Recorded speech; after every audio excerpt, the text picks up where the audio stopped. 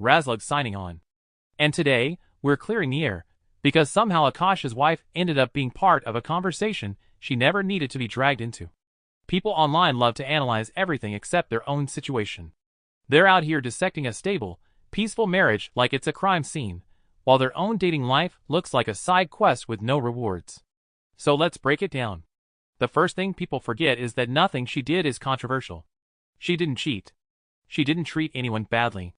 She didn't manipulate, divide, disrespect, or play games.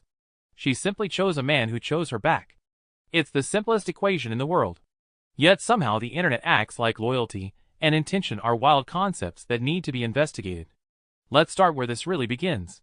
Akash isn't confused. The man knows his values. He knows his background. He knows the culture he comes from. And he knows what he wants to build. His wife didn't force him into that mindset. She didn't pressure him to stay within his culture. She didn't try to shape him or mold him. She simply aligned with him. That's called compatibility.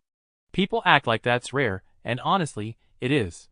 But that doesn't make it wrong. It makes it healthy. Her actions were consistent from day one. She wasn't chasing attention, she wasn't trying to impress the world, and she wasn't trying to turn her relationship into a brand. She kept her life grounded and real. She met someone who shared her foundation, and she built something stable with him. If that's controversial, then the bar is truly on the floor. Here's what people don't like to admit. A lot of the criticism thrown her way doesn't come from logic. It comes from projection. People project their confusion, their failed attempts, their trust issues, and their personal insecurities onto anyone who actually figured things out early in life. They try to turn simplicity into a weakness. They try to make loyalty sound like limitation. But Akash's wife isn't limited. She's secure. That's the part people can't stand. They're used to chaos. They're used to dating that feels like trial and error. They're used to starting over every 6 months. They're used to being misunderstood, mismatched, and misaligned. So when they see someone make a calm, intentional decision that actually works, they label it boring. They call it extreme. They think there must be a hidden problem. No. The real problem is that stability looks foreign to them. Let's talk about her character for a minute, because that's what actually matters.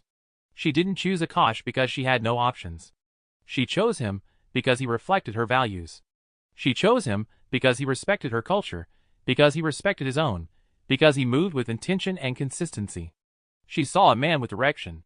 She saw someone who wasn't trying to play every angle or chase superficial validation from strangers. And she chose someone who was actually ready for commitment. People forget that maturity isn't about age. It's about clarity. And clarity is something she has in abundance. She wasn't out here spinning stories. She wasn't auditioning for the internet. She wasn't trying to build a persona. She doesn't have to defend anything because she didn't do anything wrong. All she did was understand herself, understand her values, and act accordingly. That's emotional intelligence. Not everyone has it. Now let's address something deeper. When two people come from the same culture, there's built-in understanding. There's shared language, shared humor, shared expectations, shared traditions, shared family values. That doesn't mean you can't love someone outside your background. Of course you can. But when you choose someone from your culture, it doesn't make you close-minded. It makes your relationship smoother. It removes unnecessary friction. It creates natural alignment. And that's all she did. She didn't pick him because she was hiding from the world. She picked him because he understood her world. That's powerful. And people need to stop pretending that compatibility is something random or luck-based. It's not. It's intentional. And Akash's wife acted with intention every step of the way. But here's the biggest point.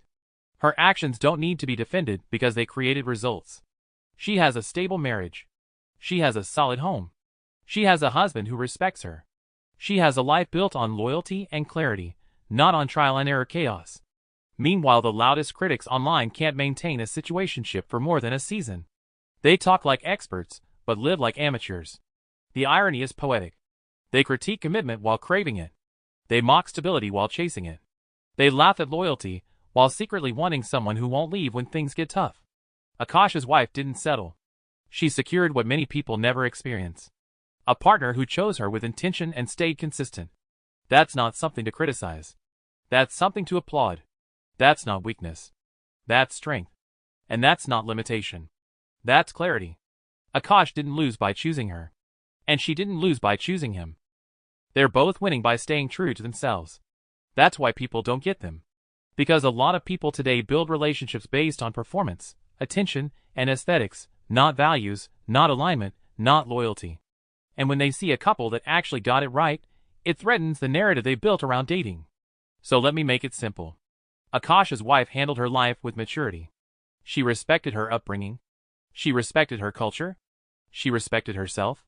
She built with a man who shared her values. She moved with grace, not with chaos.